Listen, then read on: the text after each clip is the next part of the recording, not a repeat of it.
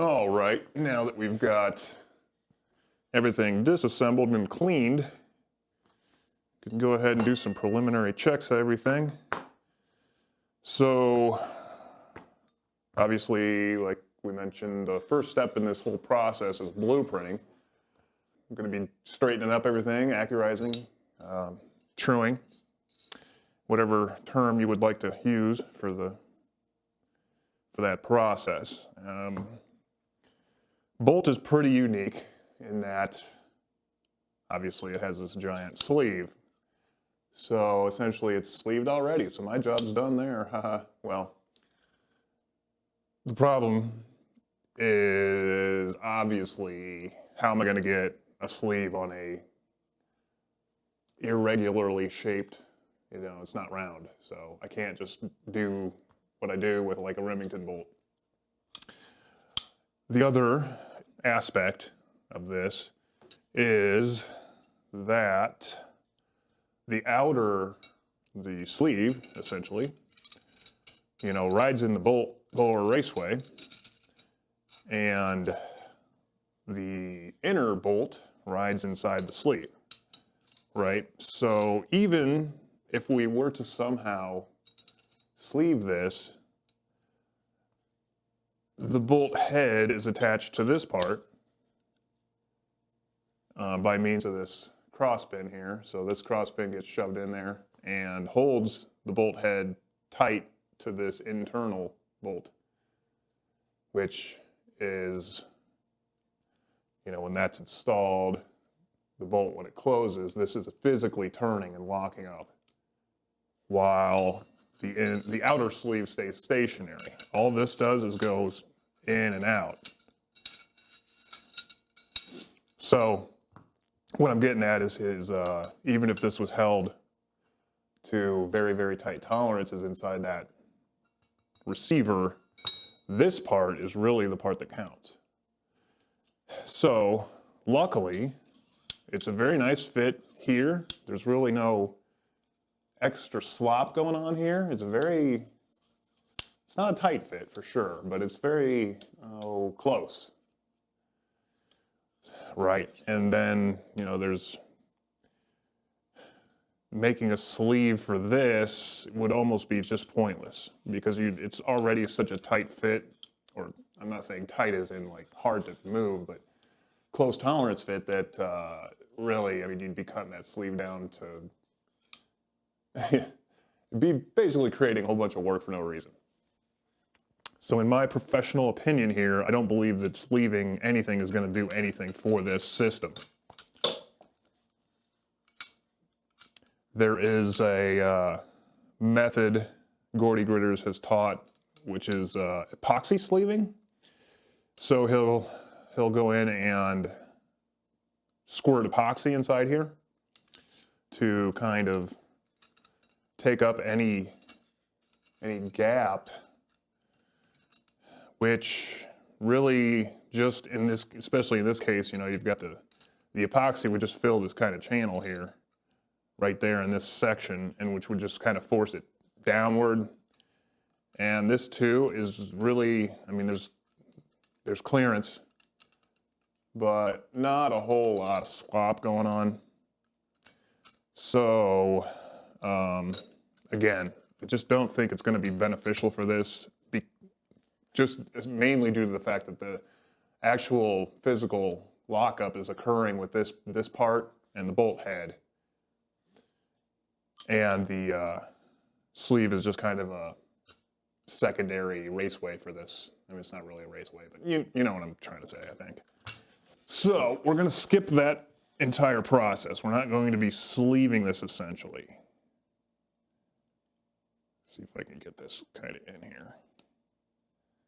Just if there's any kind of question here. See, this part is very, very tight. It's a press fit for sure. Like you got to pretty much hammer it in. Very tight. Very tight in there. And very tight in the bolt head. So I can't really just slide it through. You've got to physically tap it in. So the bolt head really isn't floating due to the fact that there's really no clearance at all. So once this is tapped into place,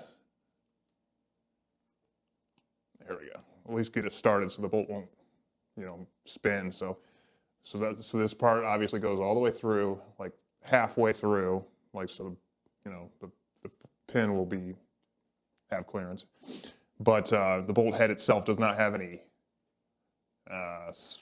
pivoting action or any kind of float to it whatsoever. So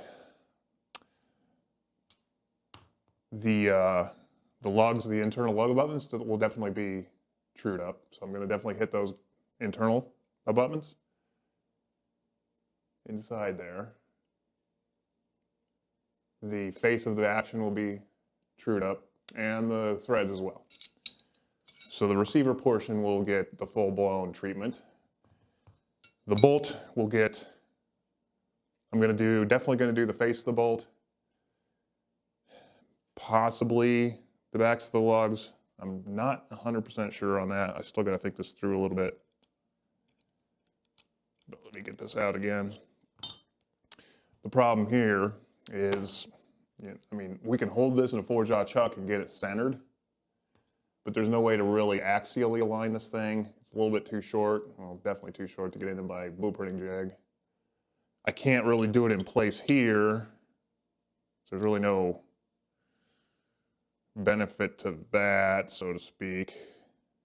Plus, it's not going to be rigid enough. I'm really worried that even a very, very light skim pass on that is going to shift this or cause some problems. So yeah, I'm a little leery of doing that. But you know what? We're going to be lapping this in anyway.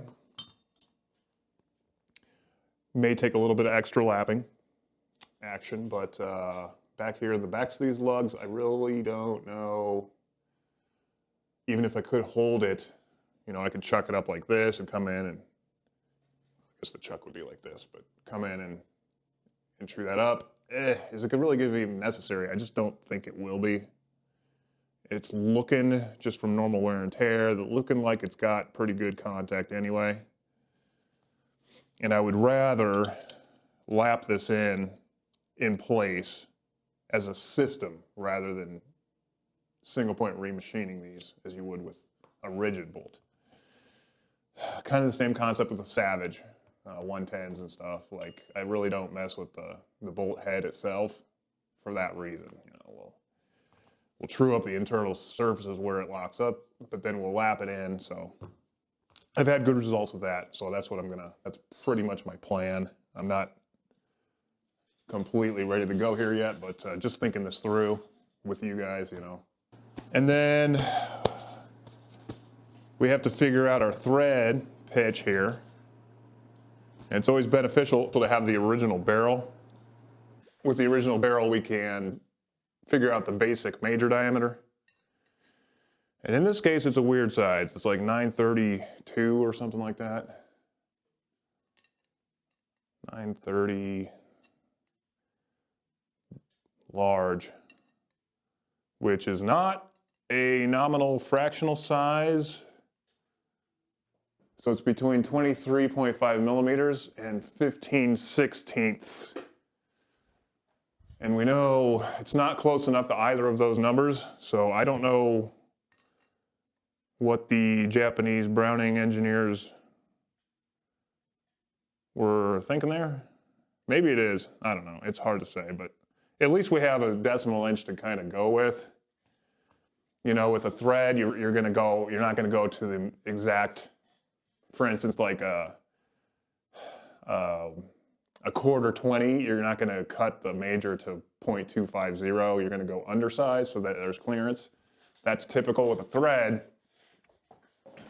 So it could be 15/16, which is kind of a weird size for a thread, but typical with these mass-produced actions, there's a lot of loose tolerances so that everything they make will go together with everything else and there's no hand fitting required. So it could be 15/16, we can call it that. I'll probably make a test stub first before I cut this, just to verify.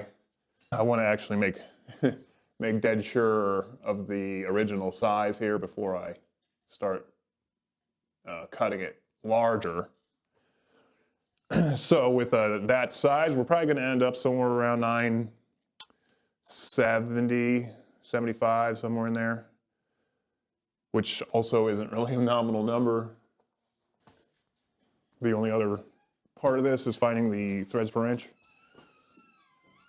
And since it's made in Japan, I would expect and think that it'd be metric, but it's not. It's actually a 20 thread per inch thread pitch. So 20 fits in there perfectly with no gap or play or any issues. So I'm confident this is a 20 thread per inch. So we're looking at 15/16 by 20 thread for the original.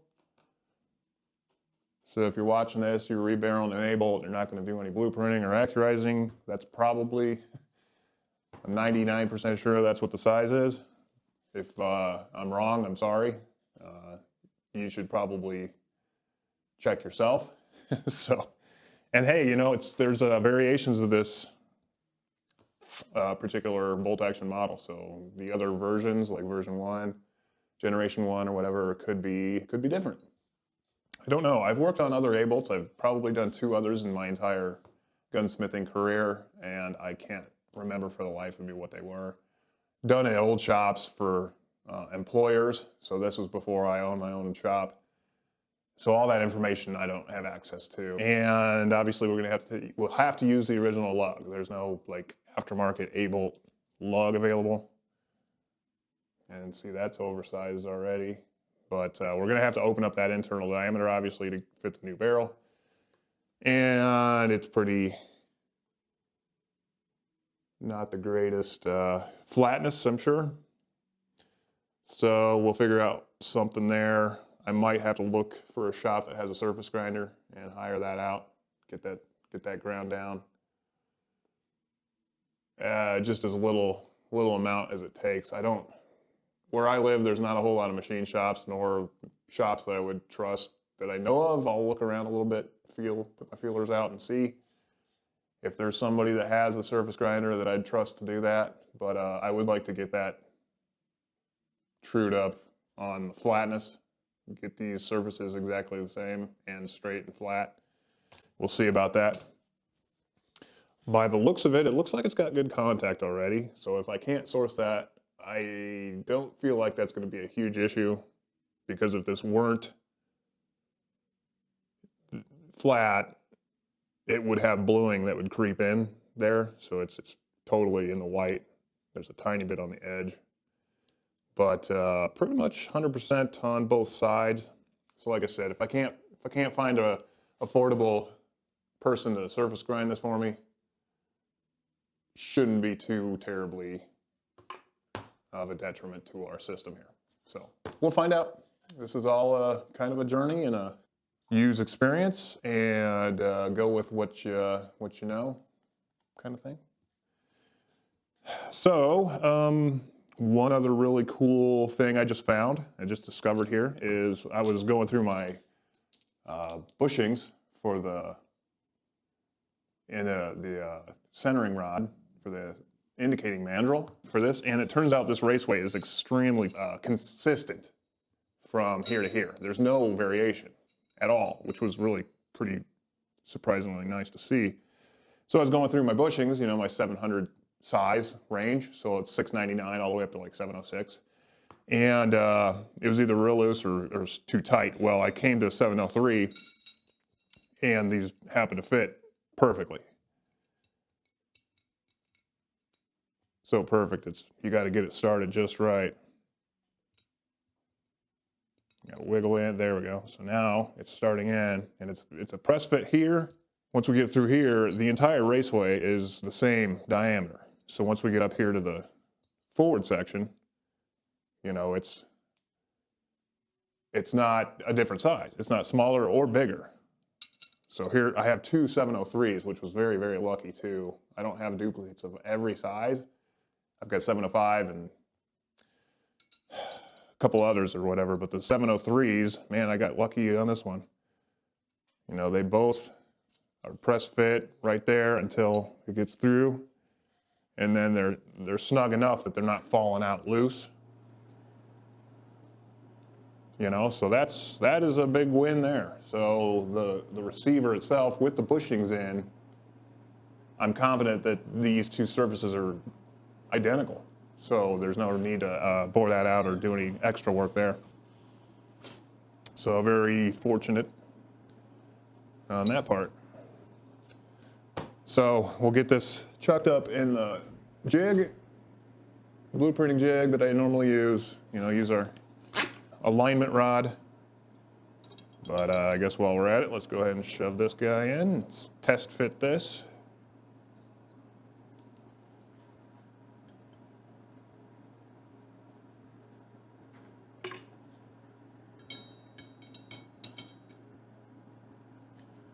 Okay, now both bushings are engaged and the rod's going in nicely, freely. Very rare, but I have found a few actions where the action itself was slightly warped or twisted slightly. So like you can't really, it's a very big struggle to get the rod in place, at least with bushings that are light press fit like this. So that's telling you the action isn't lined up from the back to the front. So this one is very nice, very nicely aligned in terms of straightness there. So like I said, this will be chucked up. We'll get this aligned in the lathe like we always do, and within a 1/10,000th of an inch. And we'll go ahead and do the truing up of all that.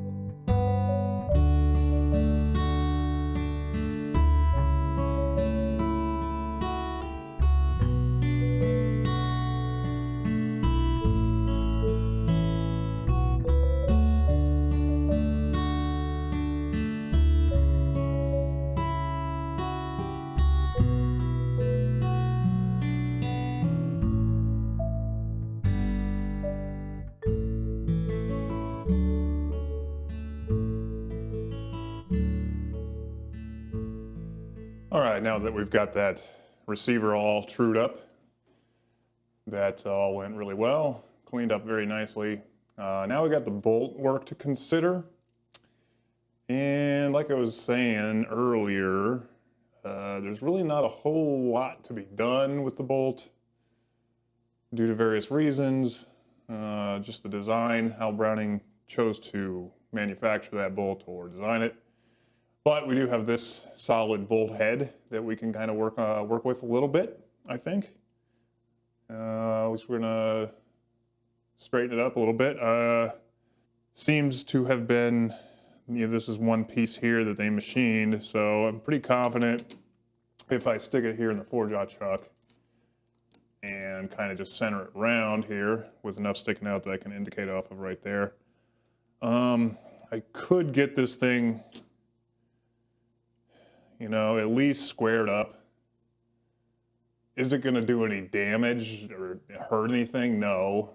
I don't see why that would make it any worse than it already is. Is it really going to improve anything? That's up to debate for sure. I can center it in, and then we'll touch off on the forward features here and see what kind of run out might be in there. The only problem is there's no real way to axially align this like I would with a long bolt body, so all we're doing here is centering it round, but there's no way to accommodate for any sort of axial shift in this thing.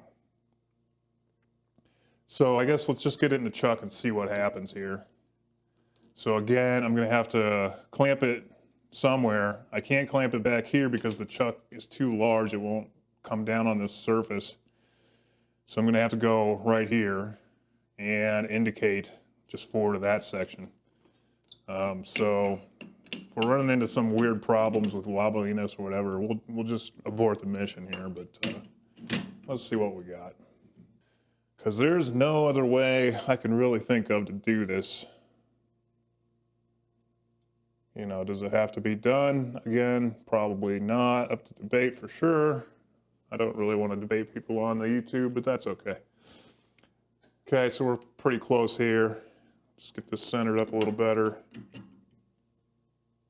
Sorry, my hands are in your way, but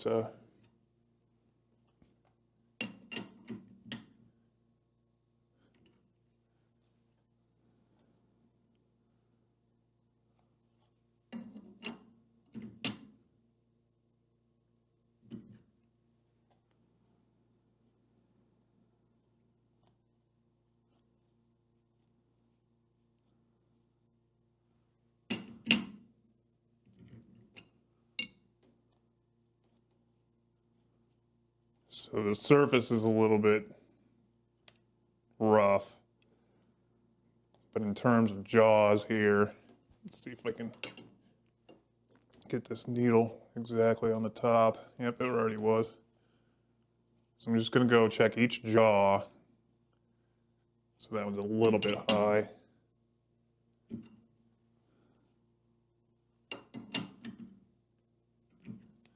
Just try to get this whole thing somewhat spinning true. All right, so I'm gonna look at it here this way. So I think we can at least touch off and indicate a few things here. May have to tap it, may have to get a little bit creative here, but let's try. Of course, you're not gonna be able to see any of this. See if I can touch off on the face of the thing, just to kind of see. Okay, so the needle, I'm sorry you can't see this, but the needle is behaving exactly as it was for the outside diameter there. Let's move it a little bit out. About 1/1000th run out.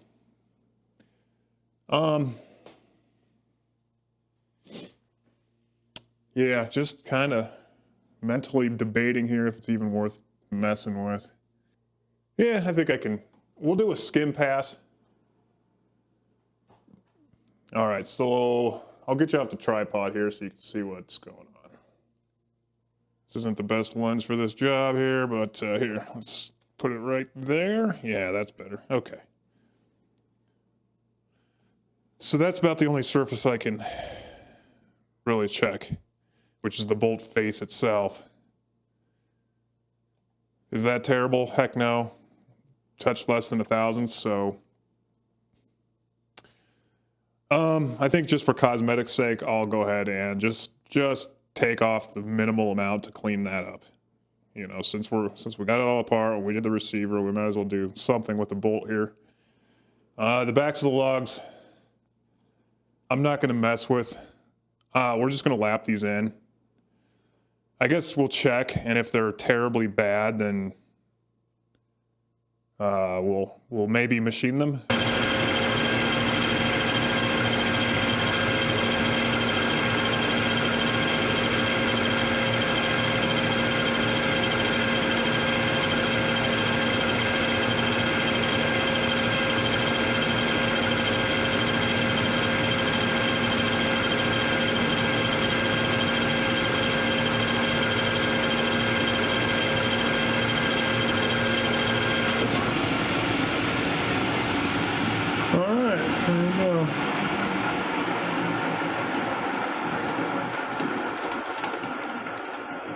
Well, that cleaned up nice.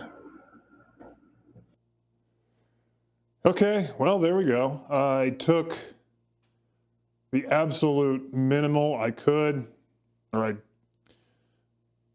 blacked up the face with a Sharpie just to make sure we're cutting. It's a little bit easier to see. Well, you just saw that, but is that really necessary in this particular situation? I'm not sure. Is it hurting anything? No. I'm sure of that. There's no harm here, as long as, like I said, I barely even took 1,000th of an inch. It was probably like a half. So, I mean, it cleaned up because it's nice shiny new steel now. But after doing this, I think we could have skipped that and been fine. But like I said, I didn't do any harm. No harm, no foul here. Just thought I'd try, and I did. So that's what you got. So anyway, on the back of the bolts or the lugs, I cannot get a tool back there to. It's just a little too close to the jaws. I just don't have an adequate cutter like the one in here. That would work if it was the other way. And I tried coming from behind it like this, but I can't really get it. I don't feel good about that. So we're going to skip that. We're going to lap these lugs in. Like I said, we'll check, see how much. If it's outrageous, then I'll consider another way to maybe machine the backs of those lugs, but I don't think we're going to mess with that. All right, here we are back at the bench. And successful blueprinting job on the Browning A-bolt. So that receiver cleaned up real nice. Whatever alloy steel these guys used machines just beautifully. And you saw the chips coming off. It was just smooth sounding, cutting just great. Like, really went well. Everything cleaned up super great. I've had a few actions, they start screaming at you, and yeah, you could tell. Hard and soft and all kinds of weird sections of it, but this one took it like a champ, and man, we got some really nice surfaces going on in there. Really nice. So yeah, like always, you've seen this 100 times now, but we got the threads trued up, backs, fronts, tops, crests, valleys, everything. The internal lug abutments there are just beautiful, flat, perfectly square, equal in length to each other. And we got it cut all the way down. I had to grind off a little bit of the shank of my tool holder just to get in there, but hey, it's worth it. It's part of the job. And then the face, man, look at that. Shiny, flat, perfect, just perfect. Within 1/10, maybe 2/10, from a little bit over 1,000th of an inch to a couple tenths. So we'll take that. So yeah, like I said, receiver portion of that cleaned up beautifully, and then bolt head, at least the face of the bolt, that thing cleaned up really nice too. I mean, doesn't get much better than that, if any. I was debating on doing the nose of the bolt here, but it's got this interrupted cut, and it's really, there's really no reason to do it. Same on the Remington and everything else. It serves no purpose in terms of accuracy. There's clearance there anyway. It's not touching anything. It's not bearing against anything. So I guess the next thing we're going to do is put the bolt back together, put the trigger in, and check lug contact here. So we'll see what we got to work with. My guess is, since this is not a rigid bolt, it's going to be pretty much contacting like a Savage would or something else. But we'll check if there's a bolt, if there's a lug back here that's not. Well, you know what we're going to do. We're going to lap it in. So that'll be the next step here. So we'll get that all done, checked. If everything's good, then we'll move on and get some numbers and dimensions for the barrel work here. So yeah, stay tuned. All right, got the trigger back in, got the bolt back together, firing pin assembly and all that. Everything's installed. Left out the extractor and the ejector, don't need that for this.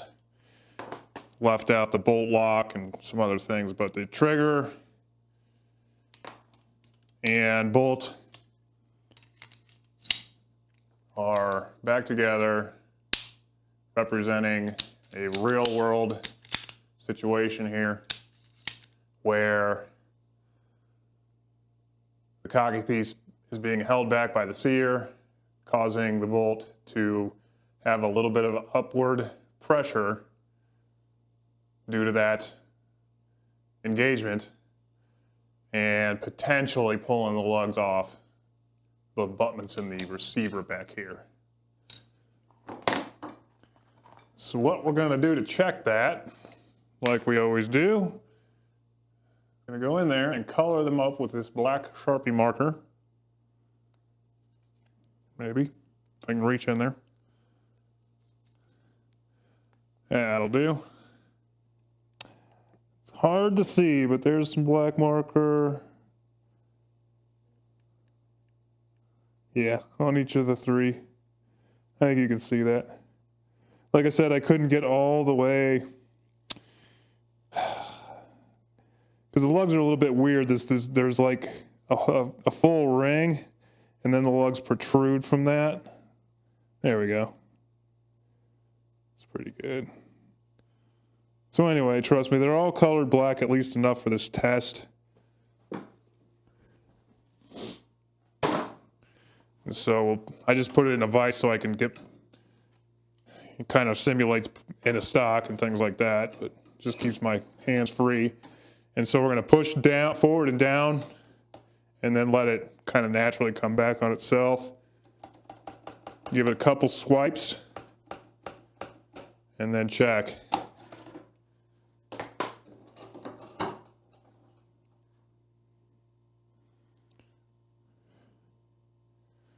Okay, we have kind of uneven contact. I kind of doubt you're going to be able to see this, but let me see it with my eye first here. Okay.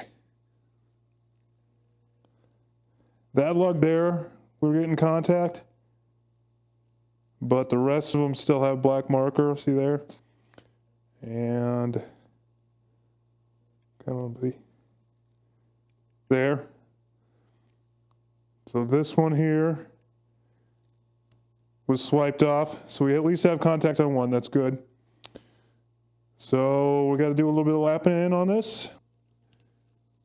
Yeah, there's a little transfer right there on this one. So we know what's touching and what's not.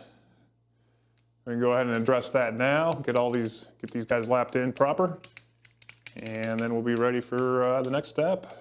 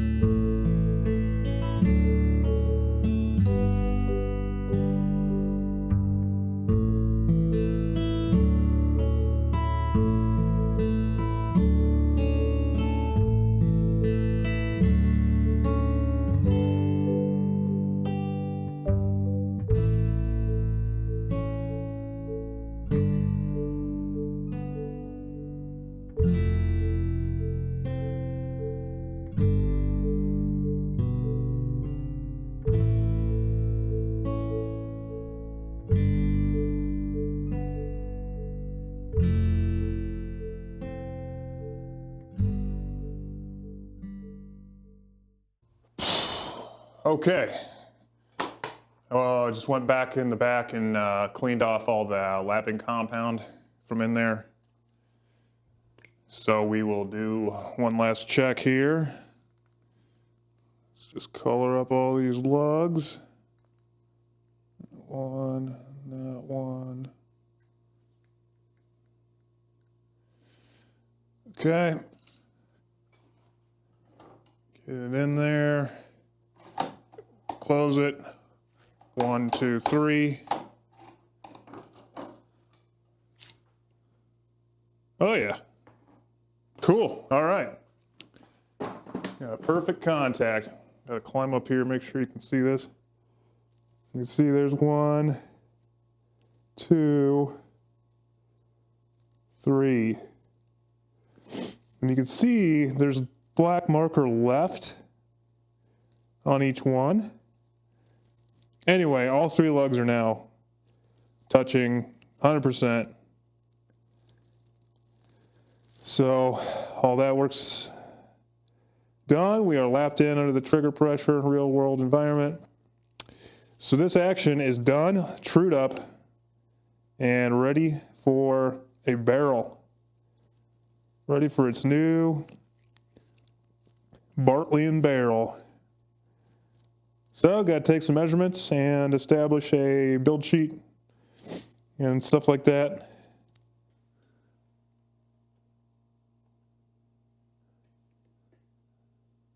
Yeah, 874.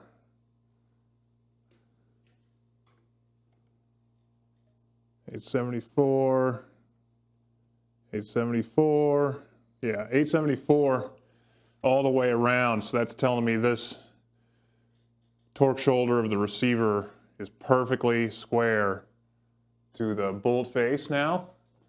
So it looks like that was actually pretty fortuitous to actually square that up. Didn't measure it before, so I can't really say, but it is, like I said, we're measuring the exact same length from here to here to here to here, all the way down to that bolt face, at least according to this depth micrometer.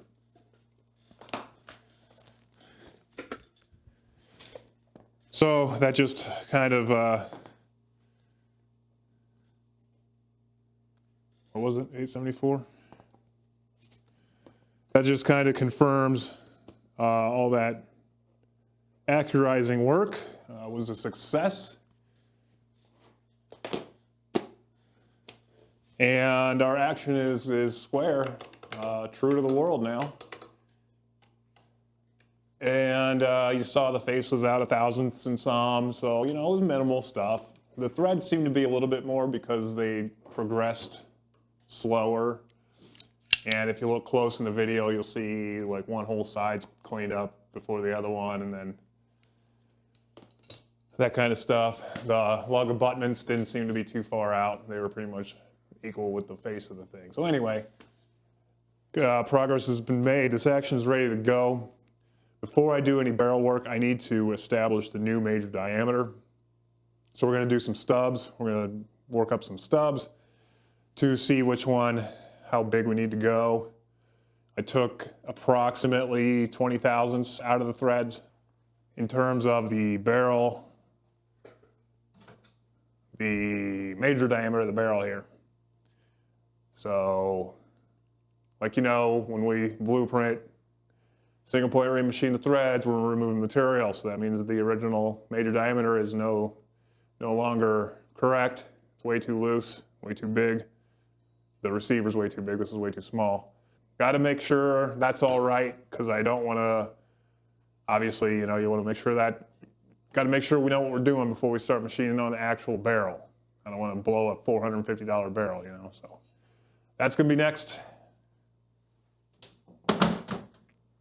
Stay tuned.